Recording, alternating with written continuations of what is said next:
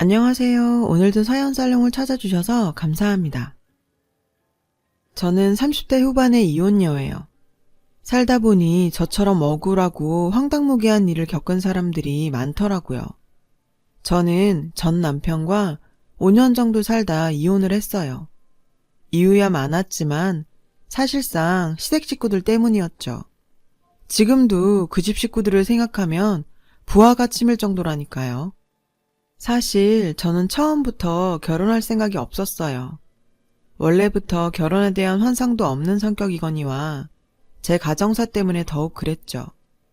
저는 어렸을 때 아버지를 일찍 여의었어요.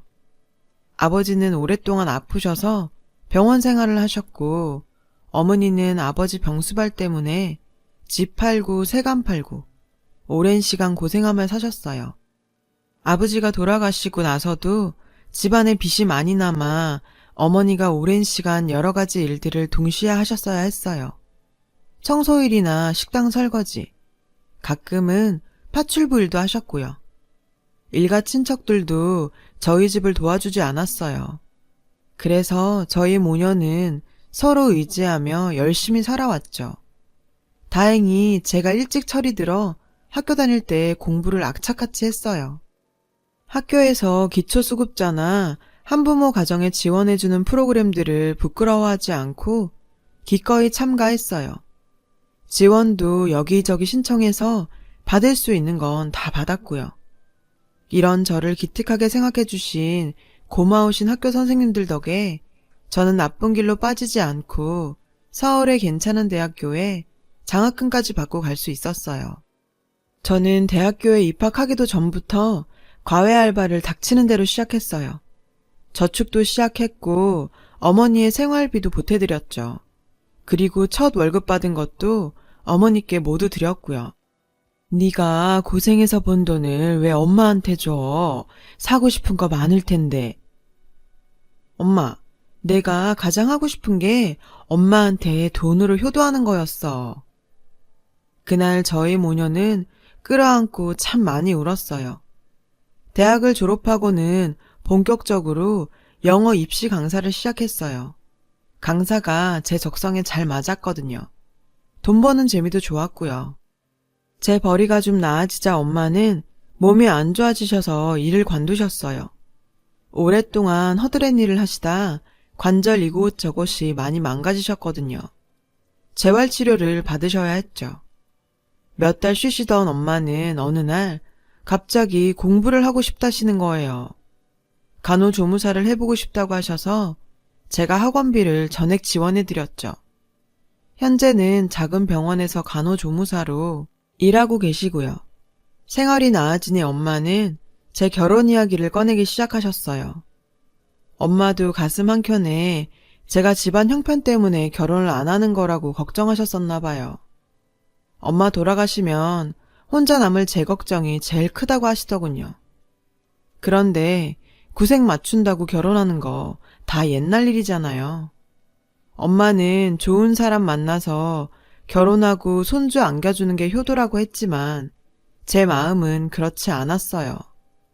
결혼하면 남편 일, 시댁 일, 아이 일에 치여서 엄마한테 소홀해질 게 분명하잖아요.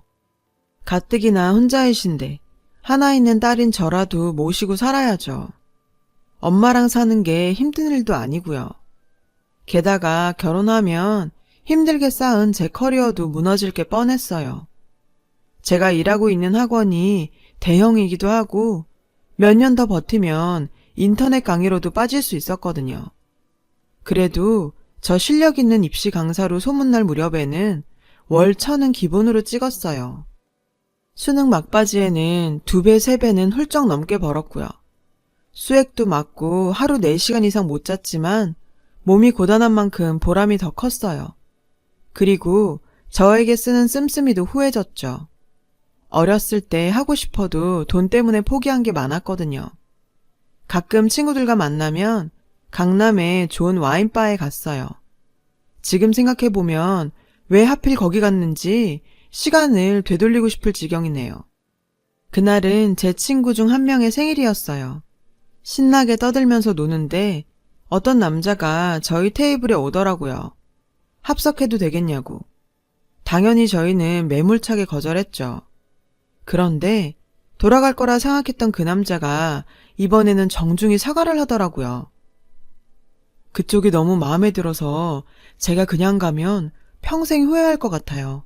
얘기라도 나눌 수 없을까요? 그 남자가 마음에 들어한 건 저였어요. 전 좀 떨떠름했죠. 하지만 그날 분위기도 너무 좋았고 친구들도 한번 얘기라도 해보라고 극성이었어요. 결국 저는 그 남자에게 번호를 줬고 연인으로 발전하게 되었습니다. 자기 자랑은 아니지만 솔직히 저 어디 가서 빠지는 외모는 아니거든요. 실제로 학창시절에도 인기 많았고요. 지금도 어디 가면 항상 예쁘단 소리 듣는 편이에요. 그에 비해 제 남편은 솔직히 제 스타일 아니었어요. 남편은 좀 평범하고 촌스러운 스타일이거든요. 끌고 다니는 외제차나 입고 다니는 옷 보면 돈은 아주 많아 보였지만 전 솔직히 그냥 세련되고 몸 좋은 남자 좋아해요. 그런데 알고 보니 남편은 제가 다니는 대형 학원의 건물주에다 작은 사업체도 운영하는 사장이었어요. 학원 건물 말고도 서울 시내에 건물이 몇 개 더 있다고 하고요. 남편의 조건도 꽤나 괜찮았고 성격도 저와 잘 맞았어요. 그런데 남편과 제가 1년 남짓 연애를 했을 때였죠. 어느 날 남편이 결혼 얘기를 꺼내더군요. 아영아, 내 나이도 있는데 슬슬 결혼 생각해야 하지 않을까? 내가 연애 시작할 때부터 말했잖아. 오빠는 내 상황 잘 알면서. 솔직히 저도 고민 많이 했어요. 30대에 괜찮은 신랑감 찾기 힘들잖아요. 여태 결혼 안 한 제 친구들만 봐도 맨날 선보러 다니는데 눈에 차는 사람 없다더라고요. 키가 작거나 대머리거나 둘 중 하나만 해도 괜찮은 신랑감이라나 뭐라나. 혀를 내둘렀죠. 외모가 좀 괜찮다 싶으면 직업이 별로거나 이혼남이라 하더라고요. 겉도 아니면 성격이 아주 이상했죠. 제가 프로포즈를 거절하자 남편은 자기 집 얘기를 했어요. 남편의 말에 따르면 그의 집안은 부동산 갑부였대요. 제가 아는 건물 말고도 서울 시내에 큰 건물이 대여섯 채 정도 되고 월세만 해도 자식의 자식까지 일 안 하고 먹고 살 정도였죠. 남편은 저는 물론이고 저희 엄마까지 평생 금전적으로 풍족하게 살게 해주겠다며 저를 끈덕지게 설득했어요. 저에게 물질적으로 심적으로 구애도 열렬히 했고요. 솔직히 그렇게까지 저에게 물질적으로 잘해주는 남자는 처음 만나봤어요. 그냥 저에게 턱턱 뭐든지 해주는 것이 그때는 사랑으로 보였었나 봐요. 미쳤었죠. 남편은 저희 엄마에게 찾아가서 막무가내로 인사까지 드렸어요. 저 데려가서 평생 호강시켜 주겠다면서요. 엄마는 저희 남편을 너무 좋아하시면서 우시기까지 했어요. 그런데 그때까지도 제 걱정은 끝나지 않았어요. 바로 남편의 식구들 때문이었죠. 웬만한 집의 사람들은 아닐 텐데 절 마음에 들어할 것 같지 않았어요. 저는 해도 그만 안 해도 그만인 결혼이었지만 시댁에서는 절 돈을 보고 남편한테 달려드는 된장녀라고 생각할까봐 걱정부터 앞섰죠. 남편이 솔직하게 다 말하더군요. 시댁 식구들 성격이 모두 장난 아니라고요. 하지만 합가할 생각도 없고 여동생이 거하게 결혼했다 말아먹었으니 우리에게 큰 기대는 없을 거라고 하더라고요. 결국 시간이 어찌어찌 흘렀고 저는 남편의 프로포즈를 받아들였어요. 그때 처음으로 시누이를 만났고요. 와, 정말 성형 많이 했더군요. 눈은 있는 대로 다 쬐고요. 몇 번을 찝었는지 가까이서 보면 수술 흉터가 보여요. 거기에 코 수술, 입술 필러, 이마는 또 어찌나 빵빵한지 성형이야 자유니까 그러려니 했어요. 시누이는 백수예요. 외국에서 패션 디자인 전공했지만 직장은 다녀본 적이 없대요. 굳이 일해봤자 지방 건물에서 나오는 월세에 비하면 쥐똥이라면서요. 안녕하세요. 오빠한테 얘기 많이 들었어요. 학원 강사시라고? 그런데 나이도 있는데 결혼하면 일은 관두실 거죠? 네? 아니요. 전 일 계속 할 거예요. 상견례 자리에서 시누이는 대뜸 제 직장 문제를 거론했어요. 남편은 시누이에게 그런 문제에 참견하지 말라고 혼을 냈죠. 시댁 부모님들은 절 아주 좋아하는 것 같진 않았지만 형식상 예의를 지켰고 그냥저냥 아들의 결혼에 대해 관심 없는 눈치였어요. 그렇게 전 결국 결혼을 하게 되었습니다. 남편이 살던 아파트에서 신혼살림을 시작하게 되었어요. 그리고 행복하게 살기만 하면 되는 줄 알았어요. 그런데 그날부터 시누이와 저의 갈등이 시작되었어요. 시누이는 하루가 멀다 하고 저희 집에 찾아오는 거예요. 그리고는 별별 트집을 다 잡아 저를 괴롭혔죠. 청소가 제대로 안 돼 있다. 왜 아직 애를 안 만드냐? 몸에 문제가 있는 건 아니냐? 어머니 생신상은 어떻게 차릴 거냐? 심지어는 제가 10년째 키우는 강아지에게도 참견했어요. 집안에 이렇게 누린내라는 개새끼가 있어서 임신이 안 되는 거다. 걔랑 사람이랑 같은 줄 아냐. 이 정도 키웠으면 시설에 보내라. 시누이는 정말 사회성이 부족했어요. 아니면 절 괴롭히기로 작정한 것 같았죠. 할 일이 없는 건지. 남편이 뭐라 하면 저랑 친해지고 싶다고 얼굴을 싹 바꾸는 거예요. 시누이가 괜찮은 사람이라면 대화라도 해봤겠죠. 그런데 시누이는 정말 하자가 많았어요. 만나는 남자친구도 이상한 인터넷 BJ였고요. 정상적으로 만나는 관계도 아니었고 시누이가 전폭적으로 스폰해준다고 하더라고요. 그 남자애랑 호텔에서 거의 살림을 차린 것 같았어요. 시누이는 이혼 전부터 남자 BJ 여러 명한테 스폰 제시를 하고 다니다가 남편한테 꼬리를 잡혀서 이혼당한 거라고 하네요. 그런데 시누이는 부끄러운지도 모르고 BJ와 뽀뽀하는 걸 자기 카톡 푸사로 해놓더라고요. 그러면 사람들이 자길 부러워할 줄 아나 봐요. 게다가 시누이는 저와 시부모님 사이까지 이간질을 했어요. 제가 학원 일을 계속하려고 일부러 피임을 한다고요. 전 해명을 하려 했지만 싸움을 그냥 포기하고 남편에게 이혼을 선언했어요. 왜냐고요? 결정적으로 시누이가 저희 엄마 욕을 했기 때문이에요. 새언니, 남자 잘 만나 한미천 잡고 싶은 심정 모르는 거 아닌데 그래도 이건 아니지 않나? 아무것도 없이 몸뚱이 하나 딸랑 들고 들어왔으면 적어도 손주 하나 시부모님께 안겨드려야지. 그래놓곤 학원 일을 계속하겠다고? 제 할도리는 안 하고 언제까지 자기 욕심만 채울 셈이야? 하긴 팥줄바는 천한 애미 밑에서 뭘 보고 배웠겠어? 이래서 집안에 사람들일 땐 그 부모 자리를 봐야 한다니까?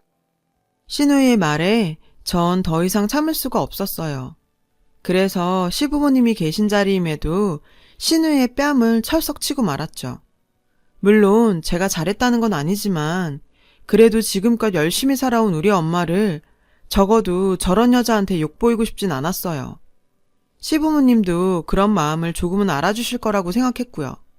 그런데 너 지금 어른들 앞에서 뭐 하는 짓이니? 니네 친정에선 시부모님 앞에서 이러라고 가르치디? 시어머니는 시누이의 막말은 전혀 문제 삼지 않은 채 제 행동만 탓하시더군요. 초록은 동색이라고 자신의 딸이 막대 먹은 언행을 말리기는커녕 그게 왜 틀린 말이냐고 우기시면서요. 그제야 알았어요. 이 집 사람들과 전 어울려 살 수 없다는 걸요. 결국 남편도 시댁과 저 사이를 조율하는 데 지친 나머지 합의 이혼을 조용히 진행했어요. 그리고 저는 남편에게 살던 아파트와 땅을 좀 받았죠. 더 바라지도 않았고요.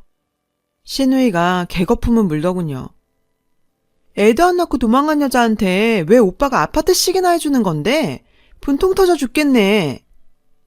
남편과 이혼 후 저는 제 생활로 돌아왔어요. 전보다 더 열심히 일했고 앞으로 다시 남자를 만나지 않겠다 맹세까지 했어요. 그런데 그 맹세는 오래가지 못했어요. 저에게 끈질기가 구애한 한 남자 때문에요. 남자는 저희 학원 근처에서 카페를 하는 젊은 사장님이었어요. 저보다 10살이나 어렸고요. 제가 카페에 들렀을 때 마음에 든다고 샌드위치며 쿠키며 만들어서 학원에 자주 보냈죠. 제 동료 강사들 목까지도요. 절대 밥 굶지 말라고 정성스레 손편지까지 써서요. 이렇게 정성 들여 저를 대하는 남자는 처음 봤어요. 인상도 서글서글하니 너무 좋았고 평소에도 친절하다고 생각했거든요. 결국 전 이혼한 지 1년이 넘었을 무렵 어린 카페 사장과 연애를 하게 되었어요. 첫 만남에 전 제 사정을 전부 얘기했어요. 이혼이며 이혼 사유며 가정 환경까지. 전 아영 씨가 과거에 어떤 일을 겪었든 아무 상관없어요. 현재가 중요한 거잖아요. 제가 그 남자만큼 돈은 많지 않지만 아영 씨 마음 행복하게 해줄 자신은 있어요. 그렇게 진짜 저의 행복한 인생이 시작되는 듯 했습니다. 남자친구는 원래 모델 일을 했었대요. 그런데 노후가 걱정돼서 적금이랑 대출을 받아서 학원가에 카페를 차린 거였죠. 아침 7시부터 밤 10시까지 아르바이트생이 있어도 자리를 비우지 않는 성실한 사장님이었어요. 전 남자친구의 가게에 자주 놀러 갔죠. 생각해보면 그때 우리는 정말 행복했어요. 그런데 정말 우연히도 남자친구의 가방 안을 보게 되었어요. 핸드폰 진동이 계속 울렸는데 남자친구는 화장실에 갔고 주위엔 사람들이 없었거든요. 결국 전 남자친구의 가방을 열어보게 되었죠. 그런데 거기에 핸드폰이 한 대 있지 뭐예요. 절대 남자친구의 핸드폰은 아니었어요. 전 이상한 직감에 그 핸드폰을 열어봤죠. 번호 저장이 안 돼 있더군요. 그런데 뭔가 번호가 눈에 익었어요. 그때 남자친구가 자리로 왔고 전 그에게 전화가 왔었다고 말했죠. 근데 남자친구가 예민하게 굴더군요. 지금 뭐 하는 거야? 왜 나한테 말도 없이 남의 가방을 뒤져? 아니 그게 아니고 계속 폰이 울리는데 안 오니까 그랬지. 근데 핸드폰이 왜 2대야? 남자친구가 저에게 화를 낸 건 그때가 처음이었어요. 남자친구는 자기 핸드폰이 아니라고 하더군요. 아는 형 휴대폰인데 놔두고 가서 잠시 들고 있는 거라고요. 어쨌든 남의 가방을 열어본 건 제 잘못이었기 때문에 남자친구에게 사과했어요. 그런데 남자친구의 반응도 수상하고 느낌도 안 좋았어요. 흔히 말하는 촉이란 거 있잖아요. 그 번호가 너무 익숙했거든요. 하지만 전 남자친구에게 더 캐묻지 않았어요. 저희가 결혼할 사이도 아니고 저도 이혼까지 한 마당에 누군가의 사생활에 깊이 개입하고 싶진 않았거든요. 그런데 갑자기 불현듯 그 번호가 머릿속에 떠오르더라고요. 저는 당장 낮에 봤던 그 번호를 제 핸드폰에 입력해 찾아봤어요. 아니나 다를까? 저는 그 자리에서 주저앉고 말았어요. 그 번호의 주인은 바로 이혼한 남편의 여동생, 바로 제 악독하고 못된 시누이였거든요. 순간 모든 것이 의심스러웠어요. 어리고 잘생긴 연하남이 뭐가 아쉬워서 내게 만나자고 했을까? 왜 과거에 대해 먼저 묻지 않았을까? 다음날 남자친구의 카페가 오픈하는 아침 7시에 찾아갔어요. 그리고 그곳에서 남자친구와 이야기를 하고 있는 시누이를 발견했죠. 전 너무 놀라 뒷걸음질 쳤고 그 자리에서 도망을 쳤어요. 그리고 그날부터 남자친구의 번호를 차단했고요. 시누이와 남자친구의 관계도 궁금하지 않았고 학원도 휴가를 냈어요. 엄마가 물어도 아무 말 않고 몇 날 며칠 집에만 있었어요. 그런데 남자친구가 어떻게 알아냈는지 저희 집에 찾아온 거예요. 다짜고짜 무릎을 꿇더군요. 남자친구 얼굴은 반쪽이 되어 있었어요. 자기야, 내가 잘못했어. 사실대로 다 말할게. 제발 나 한 번만 용서해주면 안 될까? 이거 다 그 여자가 꾸민 짓이야. 전 듣고 싶지 않았어요. 그러나 남자친구가 제 가랑이를 잡고 애원하더군요. 그래서 드러나 보자 했습니다. 이제 끝날 사이니까요. 사실 카페 운영은 괜찮았는데 갑자기 건물주가 보증금을 올리던지 나가던지 하라고 하는 거야. 그때 본 그 여자가 건물주야. 남자친구의 말은 신우이가 보증금은 그대로 둘 테니 저와 만나라고 종용했다는 겁니다. 이유가 뭐냐고 물었더니 어이가 없더군요. 당신이 위자료로 받은 시골 땅이 재개발돼서 올랐대. 그게 분통이 터진다고 무슨 수를 써서라도 뺏고 싶다고. 헛웃음이 나오더군요.